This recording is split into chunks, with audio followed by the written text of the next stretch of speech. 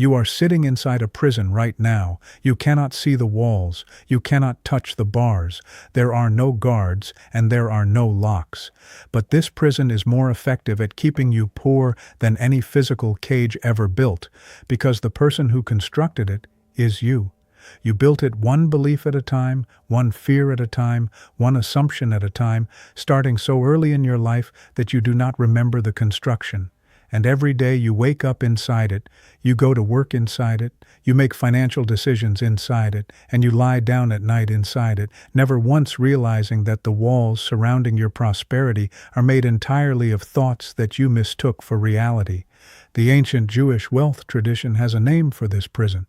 They call it the Mochen Dekatnut, the small mind. And for over 3,000 years, the rabbis of the Talmud and the masters of Kabbalah have been teaching a systematic method for demolishing it wall by wall until you stand in the open field of financial possibility that was always there, always available, always waiting for you to realize that the door to your cell was never locked.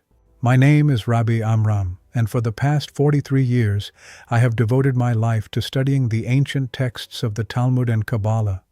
My grandfather was a respected Kabbalist in Jerusalem. His father before him taught these principles in a small yeshiva in Krakow, Poland, before the war. This knowledge has been guarded within my family for 7 generations. I remember the day my grandfather showed me my own prison for the first time. I was 20 years old. I had been complaining to him for weeks about how difficult it was to make money, how the world was unfair, how opportunities seemed to flow to other people while I struggled and scraped. He listened patiently to all of my complaints across several conversations without interrupting. Then one afternoon, he asked me to come for a walk with him through the old city. We walked in silence for nearly 20 minutes. Then he stopped in front of a narrow alleyway between 2 stone buildings. He pointed down the alley and said, "What do you see?" I said, "A dead end." He said, "Look again." I looked more carefully and realized that what I had assumed was a wall at the end of the alley was actually a sharp turn. The alley continued around a corner that was invisible from where we stood. He looked at me and said, "Amram, your financial life is this alley. You see a dead end because you are standing in one place and refusing to walk far enough to see the turn. The wall you are complaining about does not exist. You built it in your mind and then you stood behind it." That image has stayed with me for over 40 years, and it is exactly what I am going to help you see tonight. What I am about to teach you contains 5 specific walls that make up the mental prison most people build around their money. For each wall, I will show you how the Talmudic tradition identifies it, why you built it without realizing, and the exact mental shift that dissolves it. The 5th wall, the one I will reveal last, is the one that holds the entire prison together. When it falls, the others collapse with it. My grandfather called it the keystone of poverty. But you need to understand all 5 walls in sequence, because each one makes the next one visible. Stay with me through the complete teaching. I understood the power of this mental prison when I was 23 years old, and I witnessed something that shook me deeply. 2 brothers came to me for counsel within the same month. They had inherited equal amounts of money from their late father, the exact same inheritance. One brother, within 2 years, had doubled it through wise investments, a small business, and careful stewardship. The other brother, within the same 2 years, had lost everything, not through gambling, not through extravagance, through 1,000 small decisions driven by fear, by doubt, by the absolute conviction that he did not know how to handle money and would inevitably lose it. And that conviction became a prophecy that fulfilled itself with devastating precision. Same inheritance, same education, same family, same starting point, completely opposite outcomes. The only difference was the mental prison one brother lived inside, and the other had somehow escaped. That experience convinced me that the greatest threat to your wealth is not the economy, not inflation, not bad luck. It is the invisible architecture of limitation that you carry inside your own mind. If this is already making you question the walls inside your own thinking, subscribe to this channel right now and turn on notifications. Every week I share ancient Jewish wisdom about wealth and prosperity that has been guarded for generations. Subscribe now because the prison I am about to describe is one you have been living inside your entire life without knowing it. Let me describe the prison from the inside so you recognize where you are standing right now. You have money, maybe not as much as you want, but you have some. And around that money, you have built an invisible structure of fear, restriction, and limitation that prevents it from growing, moving, or multiplying. You hold your money tightly, not with the disciplined grip of someone following a strategic plan, but with the white-knuckled terror of someone who believes that if they loosen their hold for even a moment, everything will be taken from them. You are afraid to invest because you might lose it. You are afraid to spend strategically because it might not come back. You are afraid to negotiate for more because you might lose what you already have. You are afraid to take calculated risks because the downside terrifies you more than the upside excites you. And so your money sits. It does not grow. It does not multiply. It does not work for you. It simply exists in a state of frozen anxiety, reflecting not its own potential but your fear. You have turned your wealth into a prisoner, and the prison you built for it is the exact same prison you built for yourself. The walls are made of the same material, fear dressed as caution, scarcity dressed as responsibility, paralysis dressed as prudence, and behind every wall the same fundamental lie. If I move, I will lose everything. You see this lie reflected back at you constantly. You see it when you check your bank account with that familiar knot in your stomach, hoping the number has not gone down rather than expecting it to go up. You see it when an investment opportunity appears and your first instinct is to calculate what you might lose rather than what you might gain. You see it when you negotiate your salary and accept the first number offered because the thought of pushing back makes your throat tighten with fear. Every one of these moments is a wall of your prison making itself felt. Every one of them is an invisible bar that you grip without realizing you are the one who placed it there. The Talmud, in Tractate Bereshot 55a, teaches that a person's thoughts shape their reality. This is not a motivational platitude. The rabbis meant it as a description of observable law. A mind consumed with fear of financial loss creates the conditions for financial loss. A mind oriented toward abundance and possibility creates the conditions for abundance and possibility. Not because the universe is mystically responding to your wishes, but because your mental state determines the quality of every financial decision you make. Fear produces defensive, contracted, reactive decisions. Clarity produces strategic, expansive, creative decisions. Same person, same resources, completely different outcomes. The prison is not what happens to you. The prison is how your mind processes what happens to you, and that processing can be changed. Write in the comments right now these exact words. I am ready to see the walls I built. I read every comment personally, and this declaration is the first step toward freedom, because you cannot demolish what you refuse to see. Now let me show you the 5 walls, one by one. The first wall, the belief that protecting money means never moving it. This is the most common wall in the mental prison. Most people believe that the safest thing to do with money is to hold it still. Keep it in savings. Do not touch it. Do not risk it. Do not expose it to any possibility of loss. And this belief feels so rational, so responsible, so mature, that questioning it feels reckless. But the Talmud teaches something radically different. In Tractate Bava Metzia 42a, the rabbis state that a person should always keep their wealth in 3 forms: 1/3 in land, 1/3 in business, and 1/3 in liquid reserves. Notice that only 1/3 is held still. 2/3 must be in motion, working, growing, engaged with the world. The rabbis understood through centuries of observation that money held completely still does not remain safe. It decays, inflation erodes it, opportunity cost devours it. The purchasing power of money that sits untouched for a decade is dramatically less than when it was first saved. Stillness is not safety.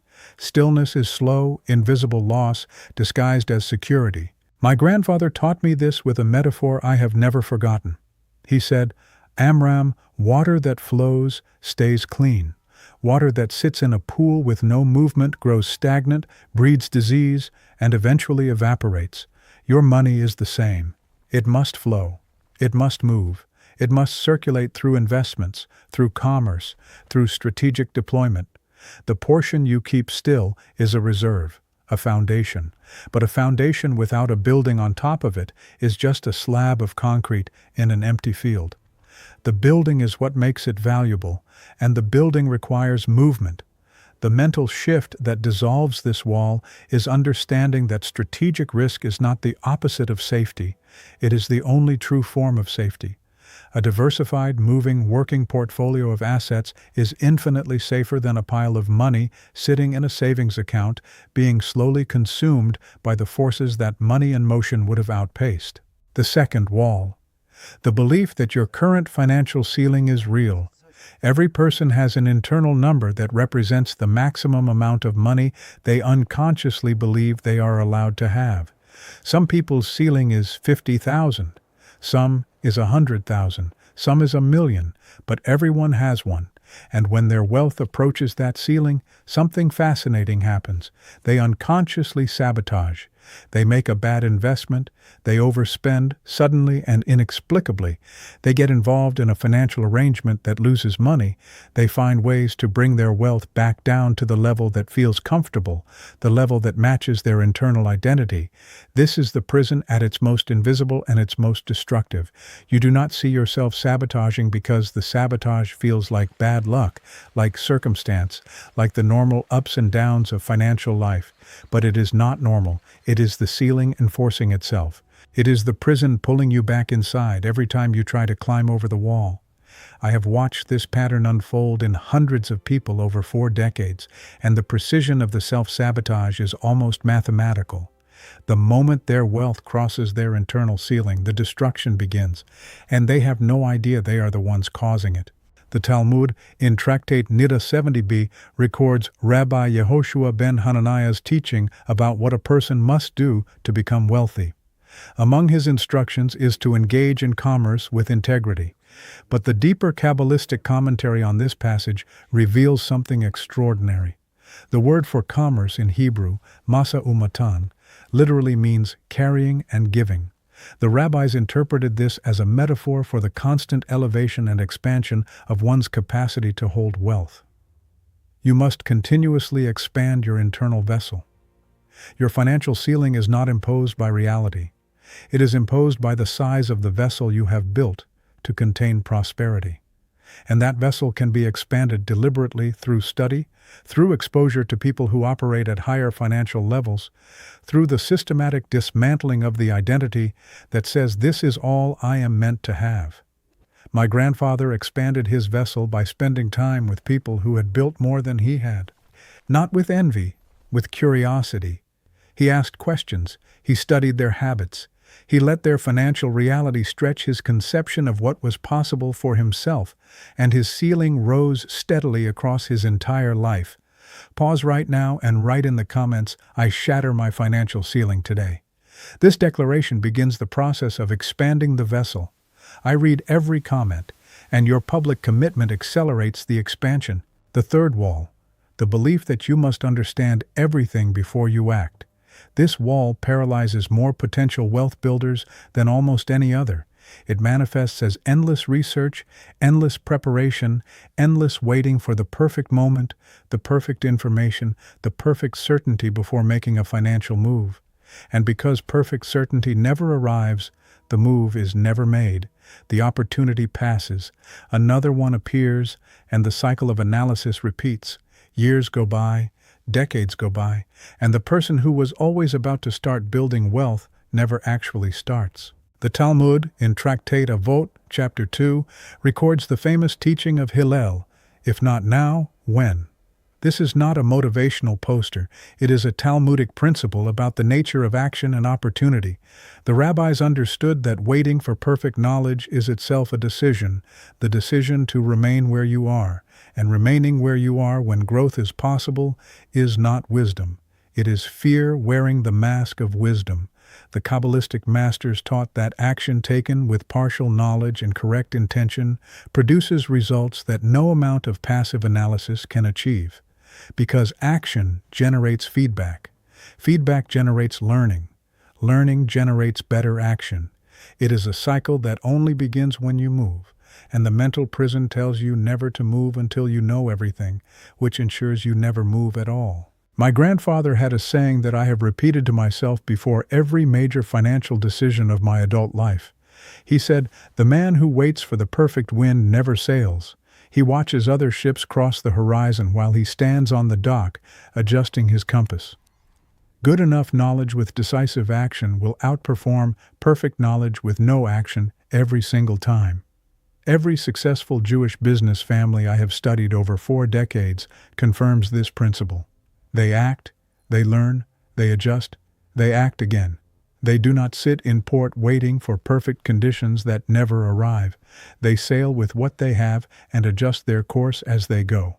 And they arrive while others are still standing on the dock debating which direction the wind will blow tomorrow. The fourth wall, the belief that wanting more is greedy.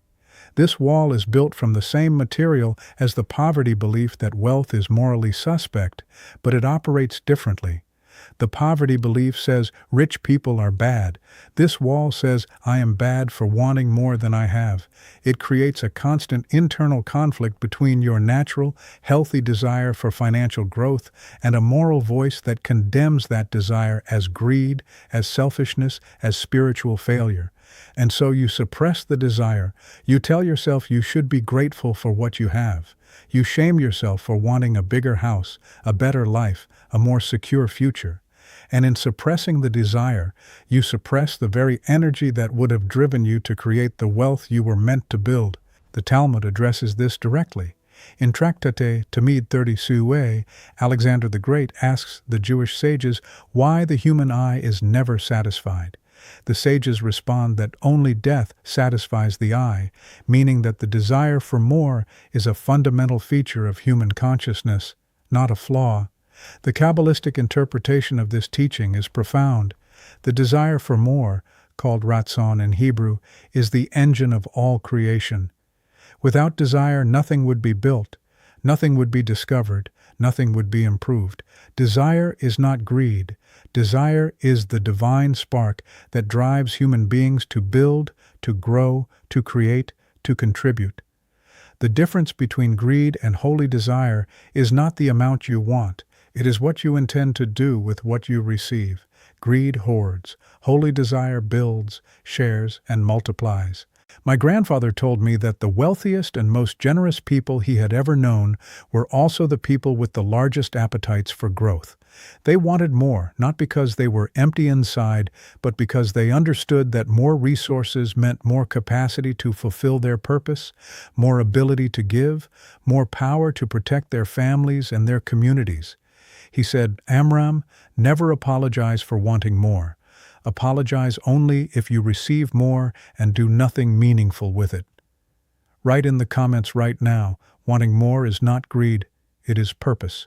This declaration directly confronts one of the most deeply embedded walls in the prison. Share it, because someone watching right now needs permission to want the life they have been shaming themselves for imagining. Now the fifth wall. The keystone of the entire prison, the wall that holds every other wall in place. When this wall falls, the entire structure collapses. This is what my grandfather called the deepest deception. The fifth wall, the belief that your relationship with money is fixed and cannot fundamentally change. This is the wall that says, I am who I am. I am bad with money. I have always been bad with money. My family was bad with money. It is in my blood. It is in my nature. Some people are good with money, and I am not one of them. This belief is the master lock on the prison door, because as long as you believe your financial identity is permanent, you will never attempt to change it. You will never try the practices, never apply the principles, never do the work of dismantling the other walls, because you believe at the deepest level that the effort would be wasted on someone like you. The Talmud demolishes this belief with one of its most powerful principles. In Tractate Megillah 6b, the rabbis record a teaching that applies to every area of human life, including finances, with particular force. If a person says, "I have labored and I have found," believe them. If a person says, "I have not labored but I have found," do not believe them. If a person says, "I have labored and I have not found," do not believe them. The principle is revolutionary. Transformation is real, it is available to everyone, but it requires genuine, sustained effort. Your financial identity is not fixed, it is not encoded in your genes, it is not written in the stars, it is not your destiny, it is a set of habits, beliefs, and patterns that were installed in you and that can be uninstalled and replaced through deliberate, sustained effort. The Kabbalistic tradition teaches that every person has the capacity for teshuvah, which is usually translated as repentance but literally means return. Return to your original state, return to the self that existed before the prison was built, and that original self, the rabbis teach, is a self of unlimited potential, unlimited capacity, unlimited possibility. The prison is an addition, not the original architecture. You were born free. The walls came later, and what came later can be removed. My grandfather told me something the night he taught me this fifth principle that I have shared with every person I have ever counseled about money. He said, "Amram, the most dangerous sentence in any language is that is just how I am, because it turns a temporary condition into a permanent identity. You are not bad with money. You have habits with money that were installed by people who were also not bad with money but who had their own installed habits, and habits can be changed. Identities feel permanent. Habits are clearly temporary. Stop identifying with your financial patterns and start treating them as habits you can replace. The moment you do this, the prison door swings open." Let me share something deeply personal. In my 30s, despite decades of studying wealth wisdom with one of the most accomplished Kabbalists of his generation, despite teaching these very principles to others, I discovered that I had built my own version of this prison without realizing it. My ceiling was set at a level of comfortable modesty. I had unconsciously decided that a rabbi should not be wealthy, that spiritual people should live simply, that wanting financial abundance was somehow incompatible with my calling and my vocation. This belief was my own fifth wall, custom built from materials that looked noble on the outside but functioned as iron bars on the inside, and it kept my finances at a level that was survivable but never expansive, never growing, never reflecting the full potential of what I knew and what I could build. It was my wife who confronted me. She said, "You teach other people to demolish their prisons, and you are sitting inside your own." That sentence hit me the way my grandfather's teachings used to hit me, with the force of truth that you cannot argue with. I spent the following year systematically identifying and dismantling every wall of my own mental prison. I expanded my financial ceiling deliberately. I began taking strategic risks I had been avoiding. I stopped shaming myself for wanting financial growth, and my prosperity expanded accordingly, not overnight, not miraculously, but steadily, consistently, and undeniably, because the prison had been the only thing holding it back. Once the walls fell, the growth that had been pressing against them from the outside was finally able to enter. Over 43 years, I have helped thousands of people identify and dismantle these 5 walls. The pattern of transformation is remarkably consistent across every background, every income level, every culture I have worked with. First comes recognition. The person sees the walls for the first time and is stunned by the realization that they were always there but completely invisible, like discovering you have been wearing tinted glasses your entire life and never knew the world had different colors. Then comes emotional release, often deep anger and genuine grief at the years spent imprisoned without awareness, at the opportunities missed, at the wealth that could have been built if someone had shown them the walls decades earlier. Then comes the deliberate work of dismantling, wall by wall, belief by belief, replacing each imprisoning thought with the corresponding Talmudic principle that the ancient rabbis refined over centuries of observation, and finally comes expansion. The gradual, steady, undeniable experience of financial growth that feels not like acquiring something new, but like returning to something that was always yours, but that you had been locked away from by walls of your own unconscious construction. Let me remind you of the 5 walls. First, the belief that protecting money means never moving it, dissolved by the Talmudic principle that wealth must flow in 3 streams. Second, the belief that your financial ceiling is real, dissolved by the practice of deliberately expanding your internal vessel. Third, the belief that you must understand everything before you act, dissolved by Hillel's principle that action with good intention outperforms endless analysis. Fourth, the belief that wanting more is greedy, dissolved by the understanding that desire is the divine engine of creation. And fifth, the keystone, the belief that your relationship with money is fixed, dissolved by the Talmudic teaching that every identity is a set of habits, and every habit can be changed through deliberate, sustained effort. Your mental prison is not your home. It is a construction that was built around you without your consent by forces that did not know they were building it. Your parents were not trying to imprison you. Your culture was not conspiring against you, but the prison was built nonetheless, and only you can demolish it, not in a single dramatic moment of revelation, but wall by wall, day by day, decision by decision, until you stand in the open field that was always waiting on the other side.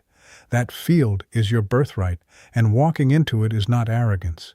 It is the most ancient and most sacred form of returning to who you were always meant to be. If this teaching showed you walls you had never seen before, subscribe to this channel right now and turn on notifications. Every week I share ancient Jewish wisdom about wealth, prosperity, and the mental architecture that determines financial destiny. Leave a comment right now and write, "I demolish my mental prison starting today."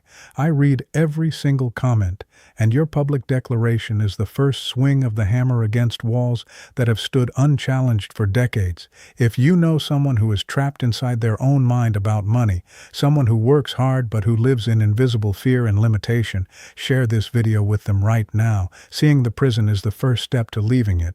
And hit the like button so this ancient wisdom reaches every person who has been living behind walls they did not know they built.